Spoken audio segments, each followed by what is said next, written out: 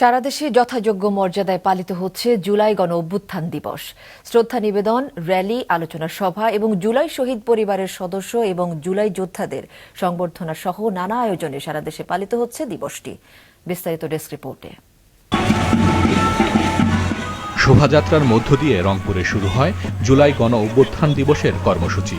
এরপর জুলাই স্মৃতি স্তম্ভে ফুল দিয়ে শহীদদের প্রতি শ্রদ্ধা জানায় প্রশাসন থেকে শুরু করে সর্বস্তরের মানুষ। বেগম রোকেয়া বিশ্ববিদ্যালয়ে ৫০০ গাছের চারা রোপণ করা হয়। শিল্পকলায় আলোচনা সভায় আন্দোলনের স্মৃতিচারণ করেন বক্তারা। ৭১-এর স্বাধীনতা অর্জন আমাদের সবচেয়ে বড় অর্জন। আর ২৪-এর গণঅভ্যুত্থান ৩৬শে জুলাই এই অবস্থানের টিকসই স্বাধীনতা অর্জনের ইতিহাস প্রতিষ্ঠিত হয়েছে। আবু সাইদ মুগ্ধ সহ যারা শহীদ হয়েছে তারা দেখিয়ে দিয়েছে এই দেশে কিভাবে ফ্যাসিবাদের পতন করতে হয়। এই দেশে যেন আর কোনো বৈষম্য যেন না হয়, এই দেশ একটি বৈষম্য মুক্ত বাংলাদেশ আমরা দেখতে চাই। বর্তমান প্রধানমন্ত্রী জনাব তারেক রহমান বিগত আন্দোলনের ফসল হিসেবে জনগণের যে দীর্ঘদিনের প্রত্যাশা, এই প্রত্যাশা উনি পূরণ করতে সক্ষম হবেন।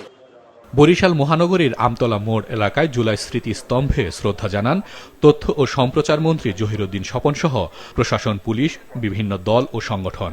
এ সময় তথ্যমন্ত্রী বলেন, ২৪-এর জনরোষে রাজপথেই পরাজিত হয়েছে স্বৈরাচার, জয় পেয়েছে গণতন্ত্র। শহীদের রক্তের বিনিময়ে আমরা ফ্যাসিবাদকে হটিয়েছি।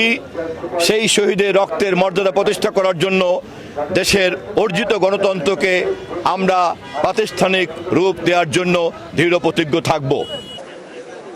সকালে পাবনা কেন্দ্রীয় জুলাই স্মৃতিসৌধে ফুল দিয়ে শ্রদ্ধা জানায় পাবনা সদর আসনের সংসদ সদস্য শামসুর রহমান শিমুল বিশ্বাস, জেলা পরিষদের প্রশাসক বীর মুক্তিযোদ্ধা জহিরুল ইসলাম বিশু, পুলিশ সুপার আবু আশরাফ, জেলা বিএনপি, জেলা জামায়াত ও স্কয়ার পরিবার সহ বিভিন্ন সরকারি বেসরকারি প্রতিষ্ঠান। সরকার আমাদের আহত জুলাই যোদ্ধাদের মুখে আবার সেই হাসি ফোটাবে, সেটা আমরা সবাই স্বপ্ন দেখি। সকালে চট্টগ্রাম নিউ মার্কেট এলাকায় জুলাই স্মৃতি স্তম্ভে ফুল দিয়ে শ্রদ্ধা জানায় ভূমি ও পার্বত্য চট্টগ্রাম বিষয়ক প্রতিমন্ত্রী barrister Mir Mohammad Helal Uddin, city mayor সহ সব শ্রেণী পেশার মানুষ। পরে জেলা শিল্পকলা একাডেমিতে আলোচনা সভা শেষে শহীদ পরিবারের সদস্য ও জুলাই যোদ্ধাদের সংবর্ধনা দেওয়া হয়। বাংলাদেশের প্রান্তিক জনগণের জীবনমানের উন্নয়ন করা, তাদের এই দেশে শান্তি শৃঙ্খলা ফিরিয়ে আনা এবং এই দেশ থেকে সকল ধরনের বৈষম্য দূর করা, আমরা সেই লক্ষ্যে কাজ করে যাচ্ছি। খুলনা শিববাড়ি মোড়ে অবস্থিত জুলাই স্মৃতি স্তম্ভে শ্রদ্ধা নিবেদন শেষে কবর জিয়ারত, আলোচনা সভা, শিক্ষা প্রতিষ্ঠানে বিভিন্ন প্রতিযোগিতার আয়োজন করা হয়।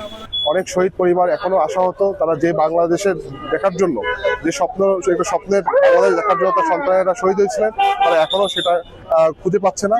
আমাদের এই বিদ্যমান কাঠামোর পরিবর্তনের মাধ্যমে এবং জুলাই সনদ বাস্তবায়নের মাধ্যমে আমাদের একটি বাংলাদেশকে নতুন গণতান্ত্রিক দেশের দিকে ধাবিত করার জন্য আমরা সকলে সচেষ্ট হব ইনশাআল্লাহ।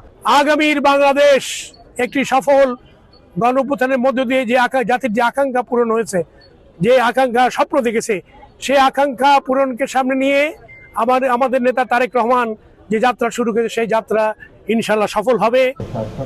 রাজশাহীতে শ্রদ্ধা নিবেদন শেষে শহীদদের জন্য বিশেষ মুনাজাত করা হয়।